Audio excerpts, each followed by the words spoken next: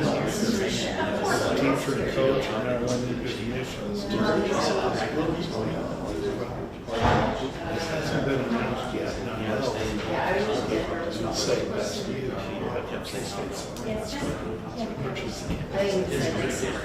Pretty well. Windy looks like words. We already have it. One. We always do a girls trip. So finally she said, I can do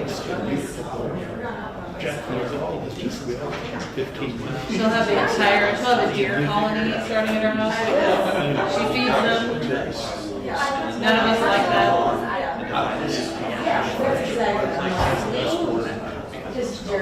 St. John shouldn't have it. Things I just kept to myself.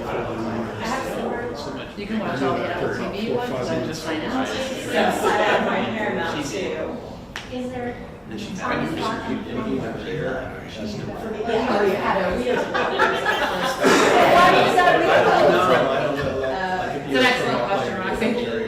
I got one, but I don't have three. I heard that, but I could have told you. I said, you got to know that you But there were a lot of them. Culver, Kemper and Wentworth are both closed.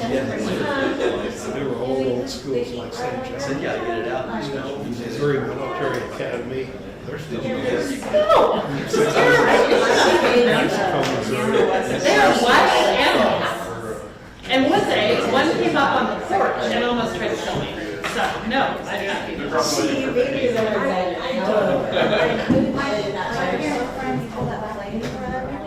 Yeah, well, this is what she's going to do, because she's going to feed all the wildlife. They're going to break into the house. It's Bring very complicated. this meeting to call to order and ask for you to please rise for the Pledge of Allegiance. I pledge allegiance to the flag of the United States of America and to the republic for which it stands, one nation, under God, indivisible, with liberty and justice for all. Thank you very much. Please be seated. Welcome to the City Council meeting of Lindsborg, Kansas, May 26, 2026. This is actually a meeting that was postponed from a week ago Monday because of weather. And so we have quite a bit on the agenda, so it's probably a good thing to not try to put this with the next meeting. So glad that we call this meeting. Item number 3, public input. Do we have anybody signed up for? No, Mayor. Thank you. Item number 4, amendments to the agenda. I don't believe we have any. Thank you. Item 5, the mayor's report. Big week, Smoky Valley Chamber Music Festival last week. I hope you got out and enjoyed some of it or all of it. There was music, the Swedish Pavilion at the college, at St. Bridget's, at Bethany Lutheran Church, at the college, and it was very well done. And I know Holly worked on that a lot and appreciate it. It was a good time. Memorial Day, I just wanted to mention that we have a cemetery committee and they did an outstanding job. I heard from people that said, you know, thank you for the city's part in trying to keep the cemetery well kept and orderly and respectful for people, and had some specifics that I was very pleased with. But on our cemetery committee is Kathy Tolbert, Nancy Bolden, Judy Paluski, and Ryan Carey. And Ryan, we know Ryan goes out and mows, and it's like having a free committee. We have like a lot of people doing a lot of stuff, and they really do an incredible good job, and I appreciate that. Wanted to mention that Councilmember Drew Smith has retired from K-State, and I think it's all done, right? Yeah, very nice. And he was a dedicated professor and well respected, I know, for a number of years. And thank you, Drew, for your help in guiding young people. And it's good for you for retiring. Hope you enjoy things. Tanner, our a birthday last week, so I wanted to acknowledge that. And we didn't get to say it prior because the meeting was canceled. But Tanner, we are proud of you, and he's been here almost a year. And this is going to be a big year for him as he starts a new life with Delaney. And anyway, thank you, Tanner, for all you do. And also, Tanner's, he didn't mind me saying, his grandfather passed away, and so took a little bit of time off last week to be with family, and we're glad that you did that, and glad that you are home safely. And the last thing I wanted to mention, Ron Rolander, our former mayor, those of you know him know he was a good man, and he passed away earlier this month. And Ron was, did land development, real estate, did some insurance, and just a good community participant and organizer. Became mayor. He was mayor when the Karpov Chess School came to town. He also was instrumental in a lot of the nice things that make our town look so nice. Some of the cityscape items, and Ron was just a good guy. And I'd see him about every 2 months, and I checked my phone, and I saw him on March 17th, and right after that I text Tanner, just say, Ron is good with us, thanks for doing a good job. So that made me very happy. With that, we will move to the consent agenda, item 6. And there are 3 items tonight.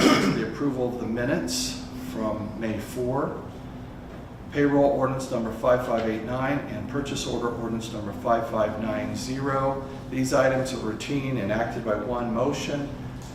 There will be no separate discussion unless a council member so requests. Is there a motion to approve the consent agenda? So moved. Thank you. We have a motion, second. Questions on the motion? Seeing no questions, we'll ask our city clerk to please call roll. Council members Erica Lysell, Yes. Bruce, Yes. Larry Lysell, Yes. Palmer, Yes. Smith, Yes. Anderly. Yes. Thank you, council. Motions unanimous, 6 members, and thank you, Roxy. Now turn our attention to item 7, which is the appointments. And tonight, once again, we have a person who has asked to join the volunteer fire department, and his name is Don Boone. Does David or Chief, do you want to say anything about Don? Sure. Oh, come on in. Thank you.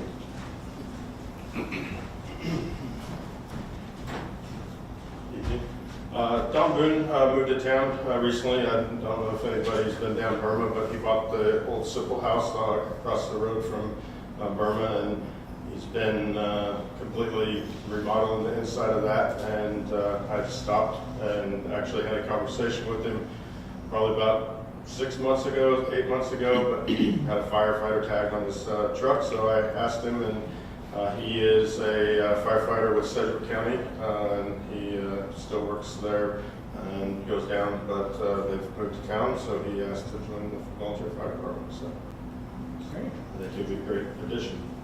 Thank you, Chief, for your work with that. We appreciate that. Seeing no objection, we will certainly approve the appointment of Don Boone to the volunteer fire department. We appreciate his work as well as all of our volunteer fire department, and we just thank you for the job that you guys, all of everybody does. Now turn our attention to item 8, committee staff reports. Do we have any staff reports? No, Mayor. Thank you. Item 9, new business, several items, so we'll just begin with item A, enterprise vehicle lease program. Recognize David Hay, our financial director. Good evening, Mayor. Good evening, Council. So in August of 2022, the Lindsborg City Council approved transitioning to enterprise fleet management to support a life cycle vehicle replacement strategy focused on cost, efficiency, safety, and reliability. Initially, 18 vehicles were identified with plan to regularly replace certain units such as Ford F-150 trucks to capture the greatest financial benefit. Program implementation was delayed due to supply chain disruptions in 22 to 23, limiting vehicle availability, and to date, 12 vehicles have been added under a leased structure, incurring interest costs. After a comprehensive review by staff, it's being recommended to pay down 6 of the 12 current leases to $1, allowing the city to remain in the enterprise program while significantly reducing expenses. This approach would lower management fees, eliminate interest, and is expected to generate over $25,000 in annual savings. The other 6 vehicles are being proposed to be flipped this year. Staff proposes to use the electric reserve fund to support this strategy, and we've confirmed with both the bond counsel and auditors that they don't see any issue with this. The vehicles that will be paid down to $1 will be a 23 F-150, another 23 F-150, a 23 Police Interceptor, a 23 F-150 Responder, a 23 Ford Escape, and a 24 Chevy Silverado. The following vehicles will be paid for in full during the flip, so basically they will sell them and we will be returned any of the equity on those.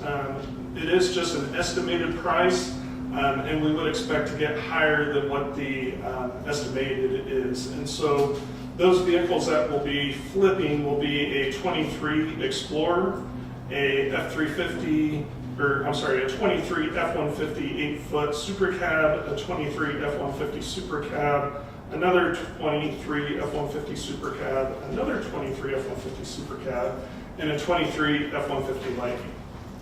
So the total amount that will be borrowed from the electric reserve account will be $415,136.85. Of that, $89,900 will be paid back this year, leaving a balance of $325,236.95. And then we'll start annual payments in 2027. So that $89,900, where it's made up from is from the payments that we haven't made on those vehicles until the end of the year. Those were already budgeted, so we'll take that money that was already budgeted and put those towards these vehicles. And then it lists out each of the individual departments, how much each individual department will pay and how much they'll repay back to each of those. Or to each of those will pay to the fund on a yearly basis. Some are 2 years, some are 3 years, just depending on what the dollar amount was. So the recommendation is going to be enacted in one motion. There will be no separate discussion unless a council member so requests. And so what I'm looking for today is a motion to approve the pay down of 6 vehicles.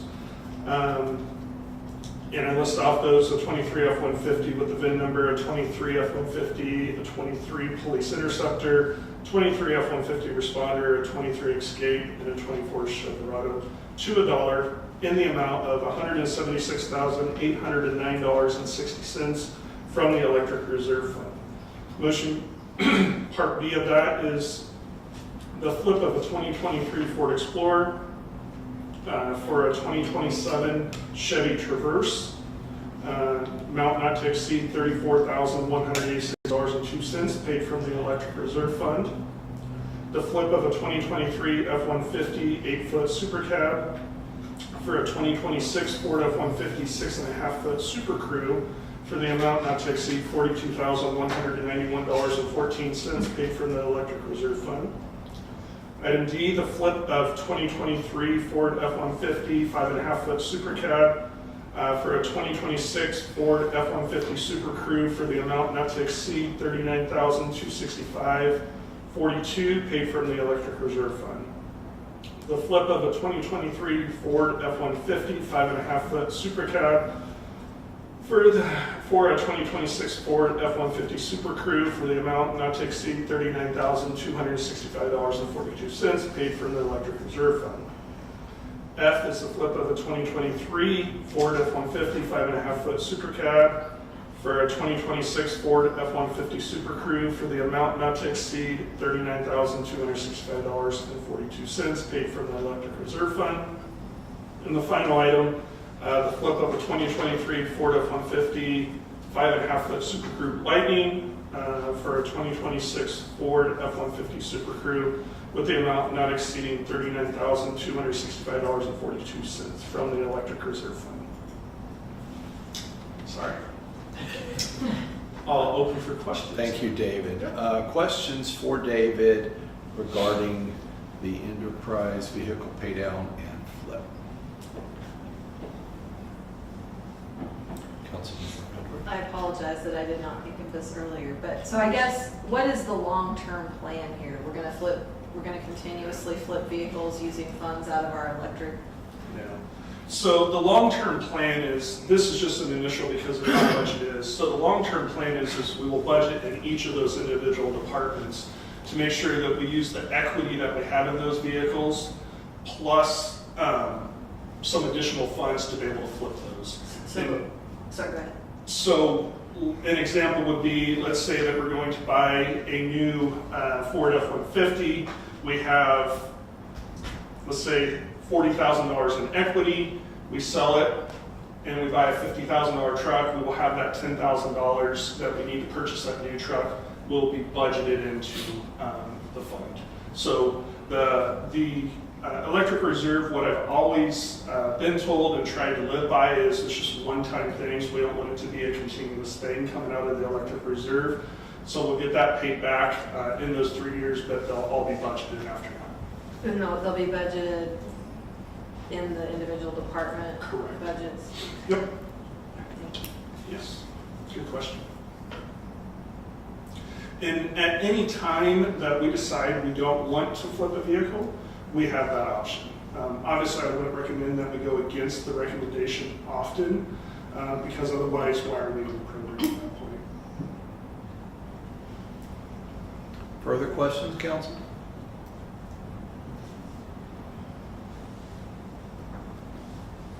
Anything else to add? I don't think so. And for those who might be watching online, this was the subject of study session, open meeting this evening, so it has been discussed fairly significantly. Okay, thank you, David. Thank you. Council, the motion, as you well know, has quite a bit of information on it. David summarized the recommendation, but the recommendation, of course, is to approve this as written, as one motion. It is possible to talk about anything separately if you want to do that, of course, but otherwise it is one motion, and a motion would be in order at this time. So moved. Second.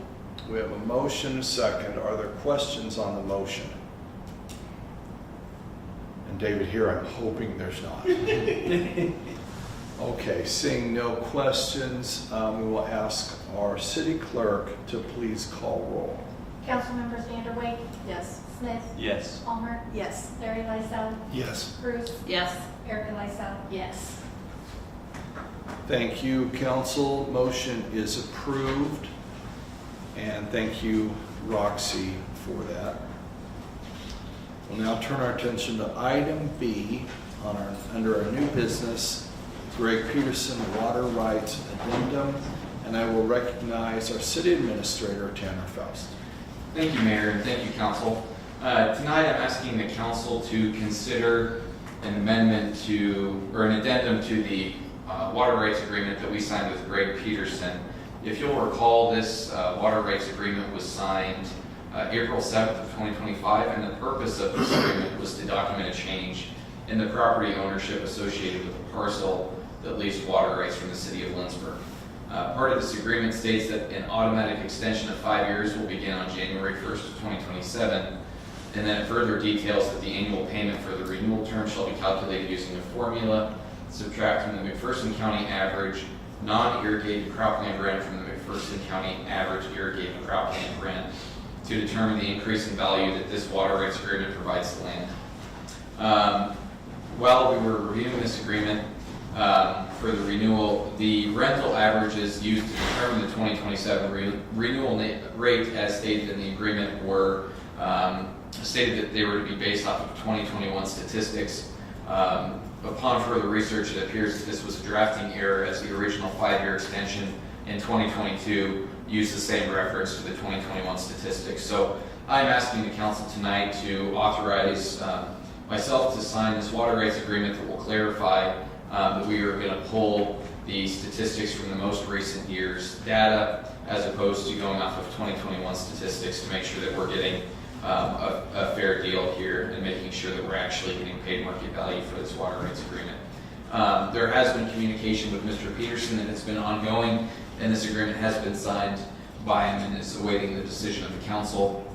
I will also note that part of the agreement, while we were in there, the wording was changed from the reference documents to be from the Kansas State Department of Agriculture to the USDA.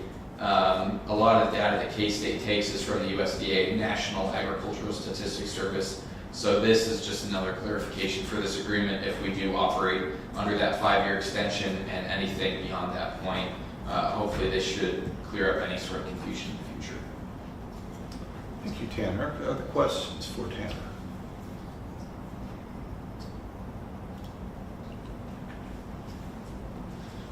Would like to say Tanner worked on this diligently, as did Christy Northcutt, the former city administrator. So this has been, it's somewhat complicated. I would call it somewhat complicated, and I appreciate all of the work that's been done on that. So thank you. Seeing no questions, council, the recommendation is for a motion for the city administrator to sign the water rights agreement addendum with Gregory Peterson as presented. Is there a motion? So moved. Second. We have a motion, a second. Are there questions on the motion? Seeing no questions, we'll ask our city administrator to please call the roll. Councilmembers Palmer, Yes. Smith, Yes. Vanderway, Yes. Erica Lysell, Yes. Bruce, Yes. Larry Lysell. Yes. Motion passes. Thank you, council. Thank you, Roxy. We'll go to item C, the mini excavator purchase. And I will recognize Denny Walker, our Public Works Director. Good evening, council. Good evening, Mayor.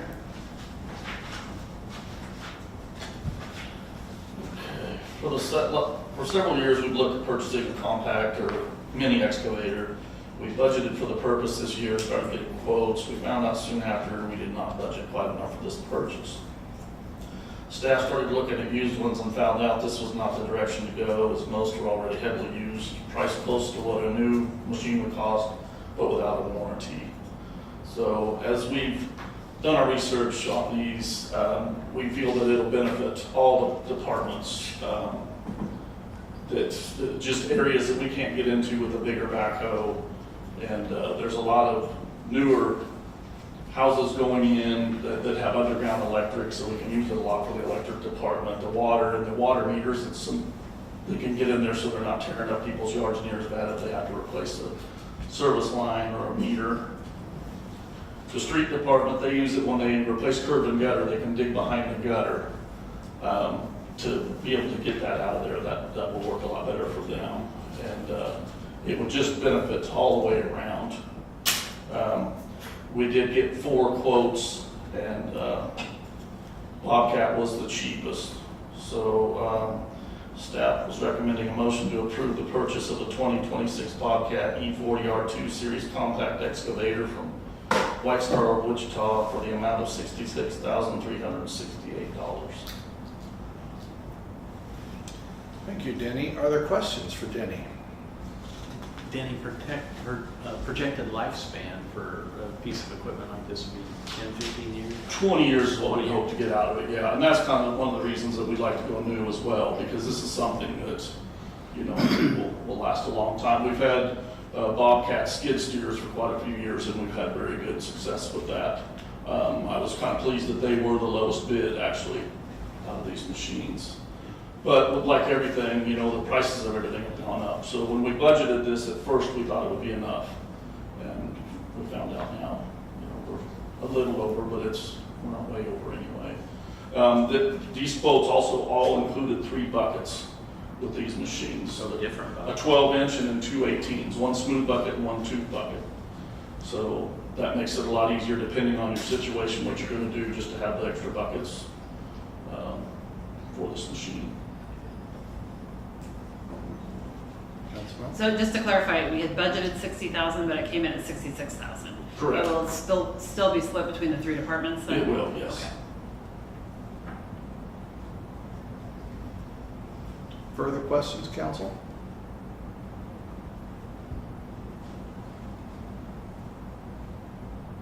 Okay, thank you, Danny. Council, the recommendation by the Director of Public Works is for a motion to approve the purchase of a 2026 Bobcat E40 R2 Series compact excavator from White Star of Wichita for $66,368. Is there a motion? So moved. Second? There's a motion, a second. Are there questions on the motion? Seeing no questions, we'll ask our city clerk to please call roll. Councilmembers Bruce, Yes. Erica Lysell, Yes. Vanderway, Yes. Smith, Yes. Palmer, Yes. Larry Lysell. Yes. Motion is approved. Thank you, council. Thank you, Roxy. Turn our attention to item D, City Hall window replacement. And I will recognize Noah Flores, our Parks Director. Our Parks Director who has his abilities and hands in all kinds of things. Somewhat. So, good evening, first of all, City Council and Mayor. I come before you to speak about the windows at City Hall. These windows, well, first of all, this project, we are looking at our windows in kind of a whole project, but we're going to kind of phase it so that we can make it work for our budget. So what we decided is to look at the second floor west elevation. They are vinyl windows. We picked the worst set side of the building, of the west side of the building, because of the amount of water that was coming in, and also the lack of function. They are warping, not sealing right, don't open correctly, causing visible water damage underneath. So that is one aspect of this phase 1 project. The other 4 windows we're looking at are on the north side, first floor. They are tall wooden frame windows. Due to the location over time, they are starting to rot out. There's been small repairs, been ongoing for a while now. But the frames now are too rotten, deteriorated to merit just trying to fix them. By the time they tear it out and kind of look at what needs to be done, replaced, the cost is going to be more cost effective just to get new windows and have them installed while we're in there. So looking at this project, I reached out to actually 4. I didn't receive one of the bids, but I did list the 3 bids here. Pella Windows sent out a bid or a quote of $45,263.02 for materials and installation. Morgan Windows sent out a total cost with installation of $87,245.08. And a local contractor, Pure Blend, did not submit an updated quote. And so this project is kind of intensive also because we've had to reach and work with and reach out to the State Historic Preservation Office. This building is a historic registered building. So I did run the project by the State Historic Preservation Office, and they did approve that from Pella. I believe Marvin also would have, their submission also would have passed as well. But with the wide difference in cost, I am recommending a purchase and installation from Pella Windows in the amount of $45,620.02. Also noting that we will also experience an increase in cost because no window installer could tell us how much it would cost once they got in there to fix any damages that were done. I foresee the second floor west elevation needing some repair. Also of note, the fiscal note for this project is that this is also a tax credit project, so they would qualify for up to 40% of refunded tax credits. The funding source also for this project is from budgeted funds, but also from previous tax credit projects. So the recommendation is to go with the installation and purchase from Pella. Thank you. No other questions from this council to Noah? Comment, thanks for the pictures, because it tells more of a story. Looks like there's going to be more repairs than just replacing windows. Yes, possibly. Really don't know until we get in there. Further questions? I would add that also. Well, thanks for the pictures, but thanks for this is, I don't know if you would you call this deferred maintenance or not, but it's I think it's a combination of things. I think the vinyl windows are probably a poor choice, and they have failed probably prematurely. And just looking at the windows, they may not have been sealed the greatest. Probably kind of goes back to the quality of the product. And so I think over time, even though it was a short time frame, due to like the driving rains on the west side and also the full shade on the north side, that they did eventually just kind of failed. Like I said, there have been some repairs on the north side, so. yeah, it's good that we're taking some action. It's we have to keep our buildings in good repair. Councilmember Vanderbilt? Yeah, do you have any sense, I think the historical group was not happy with us from the deviation. Do you have any sense of this remediating those feelings to any extent, or was it neutral on that? So, yeah, I do recall we did have a meeting here just to talk about the project as we were trying to plan it out. And they suggested that the windows, the vinyl windows in particular, weren't entirely correct. You've been applying for grants with them for the last couple of years.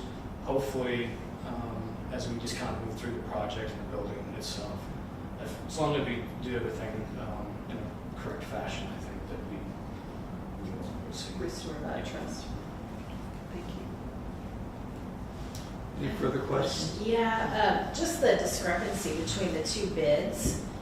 I mean, that's significant. Do you feel like that going with the lower bid is, I mean, obviously more cost effective, but do you think the quality is going to be as good? That's a huge discrepancy. So after looking at their product lines and everything else and the way that they described the installation would kind of unfold, and then talking to both the contractors, I think that for the amount of money, I don't think Pella, with their warranty and their construction, is a bad product. What I can say for Marvin Windows is that he did, I don't want to say go all out, but he did want to make sure that if we're going to do this, this is the top of the line product. We want to do it this way to preserve the stained glass. We want to do this and we want to do that. He said, this is not going to be the cheapest project, but it's also going to be a quality product. And so I kind of did have to weigh that, and I do believe that Pella is probably a correct choice, especially if we're going to phase this off into different projects over time. So hopefully that answers your question. Okay, thank you, Noah. Thank you. Council, the recommendation is for a motion to approve the purchase and installation of Pella windows in the amount of $45,623.02 with an extended cost allowance of up to $5,000 for any required repairs prior to installation. Is there a motion to that effect? So moved. Second. We have a motion and a second. Are there questions? Seeing no questions, we'll ask our city clerk to please call roll. Councilmembers Larry Lysell, Yes. Bruce, Yes. Erica Lysell, Yes. Vanderway, Yes. Smith, Yes. Palmer. Yes. Motion passes. Thank you, council. Thank you, Roxy. Turn our attention to item E, which is bid selection for mowing abatement. And I'll recognize Milton Collins, our Community Development Director. Good evening. Everybody had a good holiday on Monday. Today I want to bring to you, over the past couple months, the city advertised seasonal abatement mowing services for properties requiring nuisance abatement and code enforcement mowing throughout the season 2026 mowing. One bid was received from Total Turf Care from Salina in the amount of $185 per hour. With no other bids received, we were able to select them as our bid recipient for seasonal mowing throughout the mowing season. At this moment, I would recommend approval of the 26 abatement mowing services bid. And if there's any questions, I can answer those. Thank you, Milton. Are there questions for Milton? Councilmember Bruce? How many lawns is this that we do a year for abatement? So, right now, off the top of my head, we have at least 3 right now that probably needs the service. $185 an hour is a lot. I mean, I know nothing about this, so Yeah, I'm not up on lawn maintenance we for will get abatement. billed from the mowing services. We will pay them, and we get it billed out to the residents. So, at some point, if they want to, it would go on their taxes, and then we would collect it at that time if it gets to that point. But we will send them a notice as far as payment goes and go from there. So do you have any idea why we didn't get any other bids back? I do not know. It was published on our Facebook page, and it was out there. No one just, I don't know. Have we contracted this for a long time? The city just doesn't do it? This is my first time using this. I've asked there has been some experience with abatement mowing that we've contracted out. I know prior to, we didn't have something like this, but I did reach out to a contractor last year that would do the service. It just wasn't in a big situation like that. It was just an individual property that we had mowed. One of the things that I want to point out is that obviously the cost is kind of catches you off guard. It caught me off guard too. But looking further into it, by the time we're able to send a notice to a homeowner that it's time to mow, the grass has to exceed 12 inches in length. And so then you add a couple of weeks to send in the notice and wait for their response.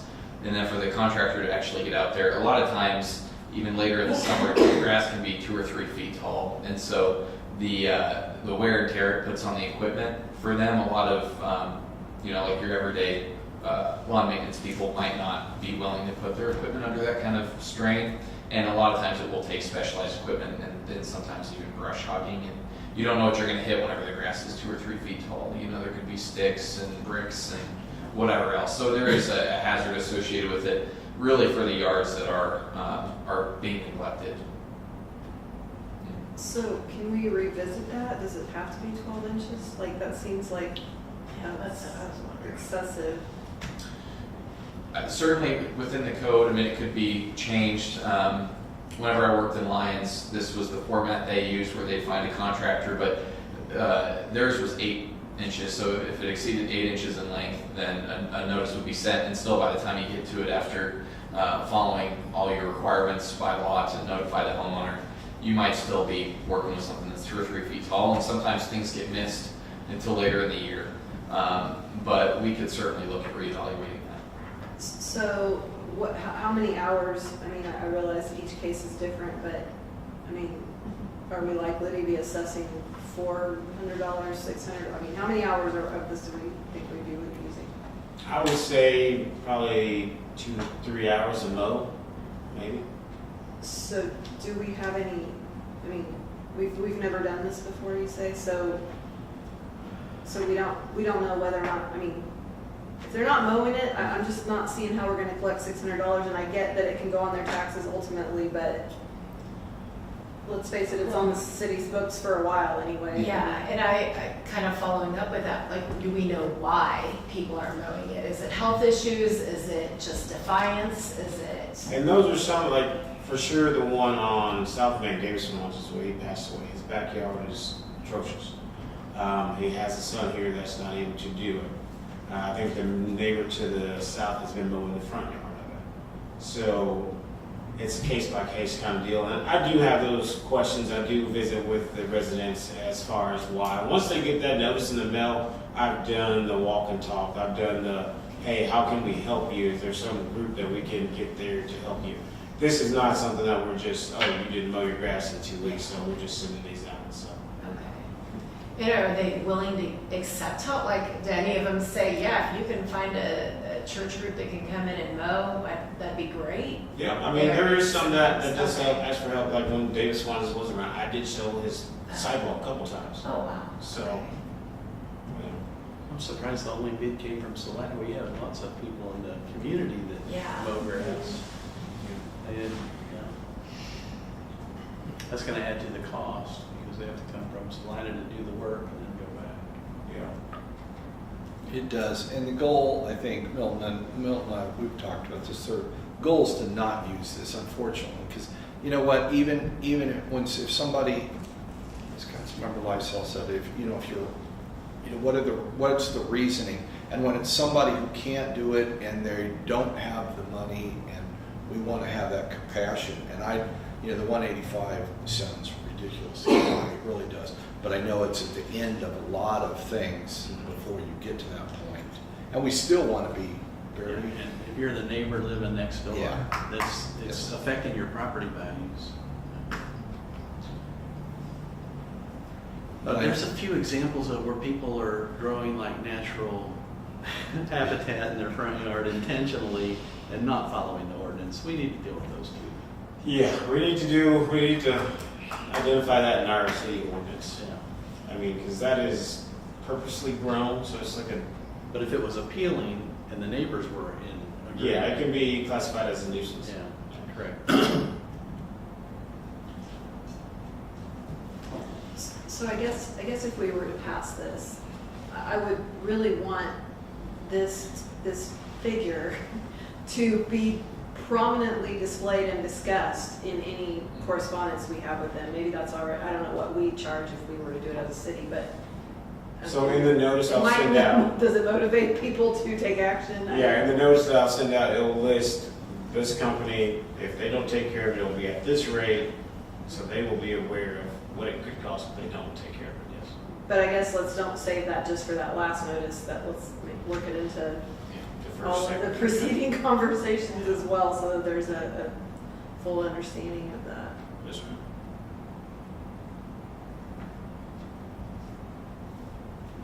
Are we under a timeline for this one? Is it that we could put it out again and try to get some local services instead of... That's something you guys want to do?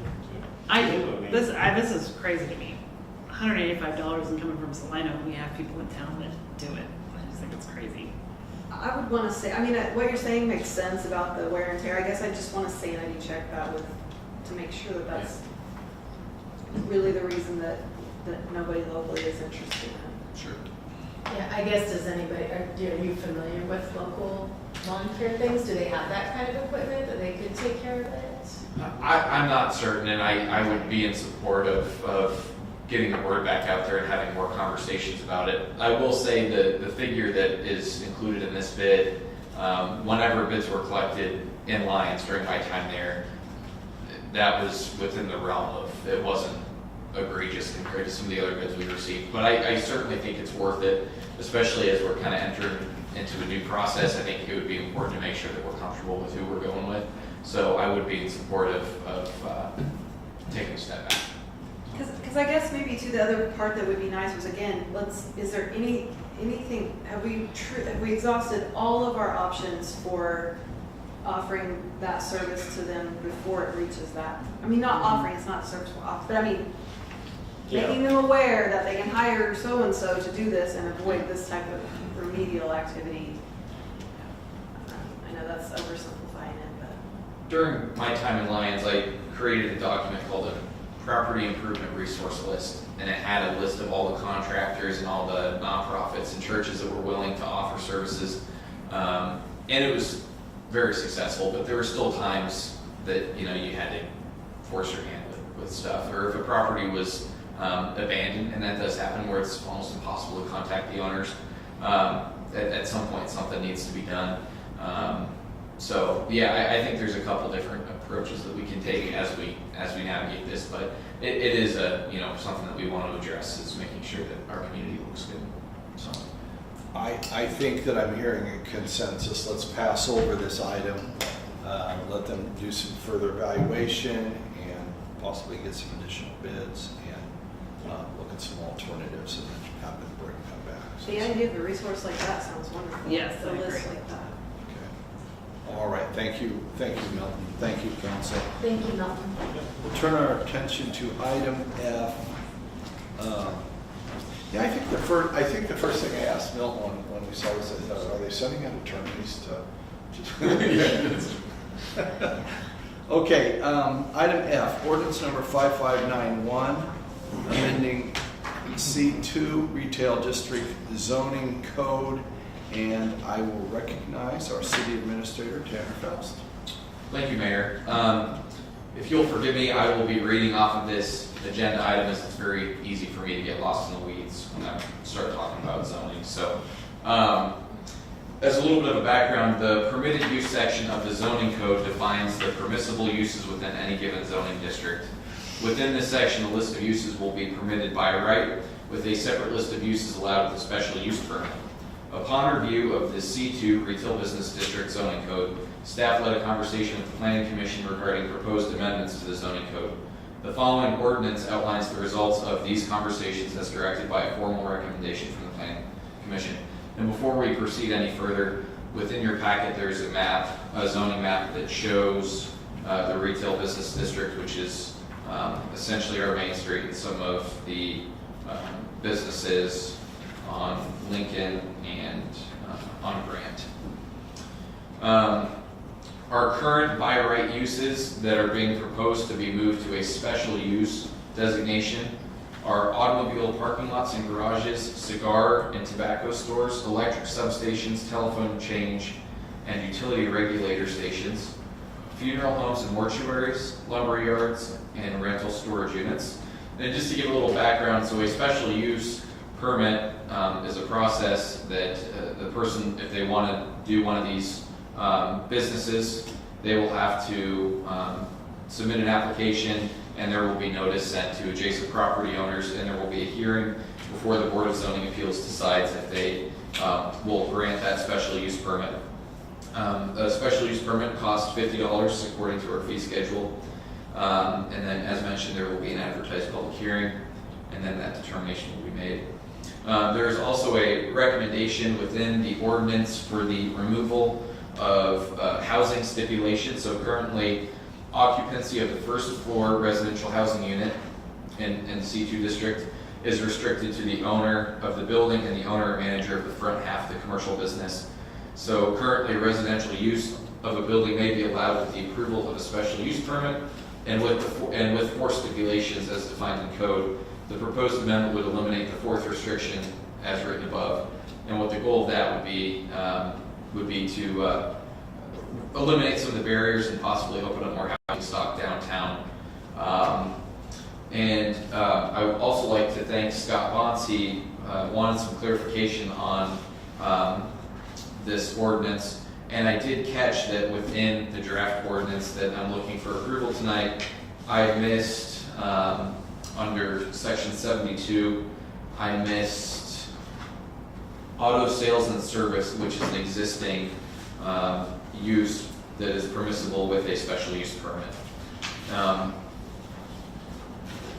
Essentially what this will do is for those lists, or for those uses that are listed, it will give neighboring properties in the community a chance to speak and have a say in what they want to allow within the C2 district. So I know there's special attention and focus that we want to pay to our commercial district here, and Main Street is really the life and heartbeat of our community, so we want to respect that. This is not eliminating any use, it's just saying that if there are those uses, that there has to be a process where people will be able to give their opinion.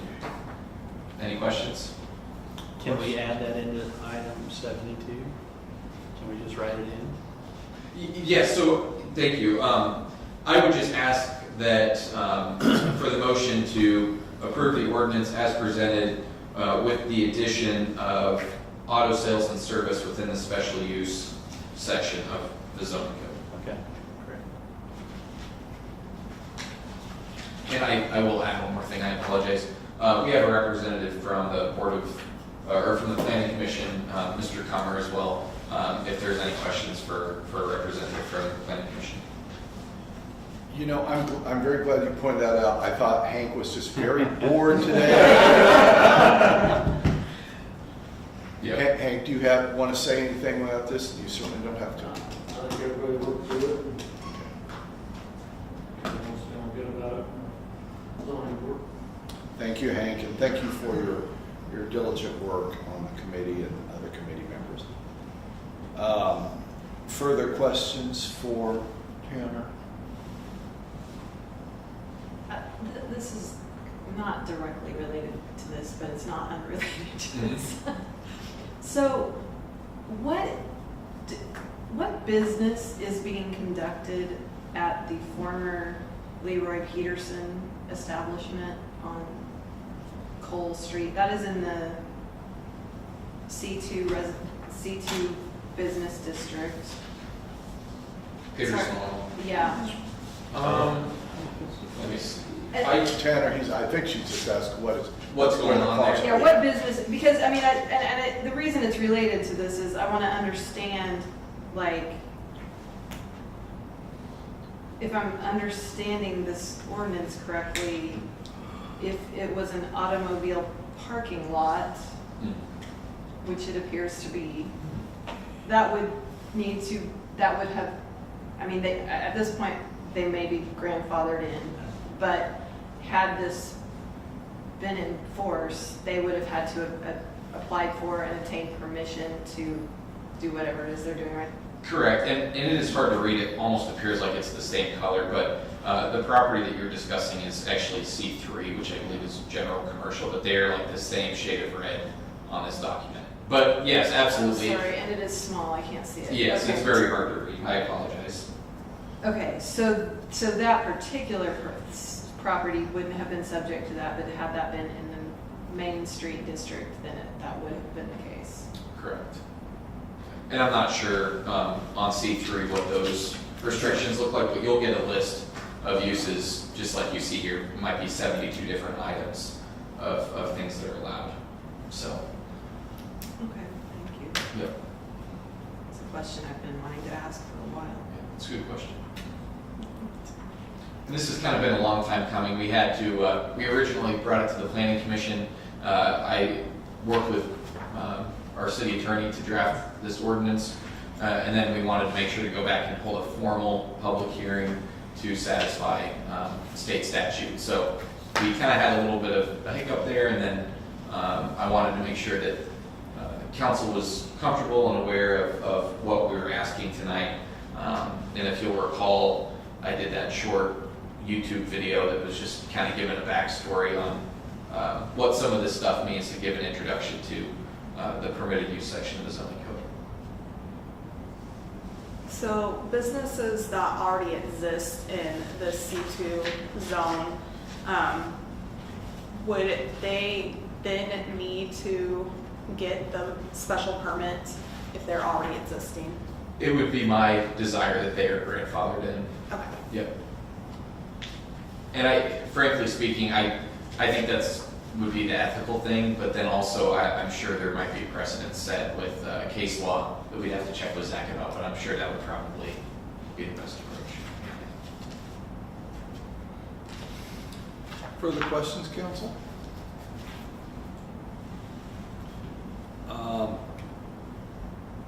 Seeing no further questions, the recommendation, I'm going to, Tanner, just so that we're clear, please once again, that the recommendation is to approve ordinance 5591, amending the retail business district zoning code as presented with an addition. Could you please state Yes, that? yep, with the addition of a special use designation for auto sales and service. Okay, thank you. Is there a motion to that effect? Yes, so moved. Second. We have a motion, a second. Are there questions on the motion? Seeing no questions, we'll ask our city clerk to please call roll. Councilmember Smith, Yes. Vanderway, Yes. Erica Lysell, Yes. Bruce, Yes. Larry Lysell, Yes. Palmer. Yes. Motion passes. Thank you, council. Thank you, Roxy. That concludes our new business. Thank you to everyone that participated. Thank you, Hank, for being here this evening as well. Council, item 10, I don't believe we have need for an executive session. Item 11, is there other business to come before us? Seeing no further business, item 12, a motion to adjourn is in order. So moved. Second.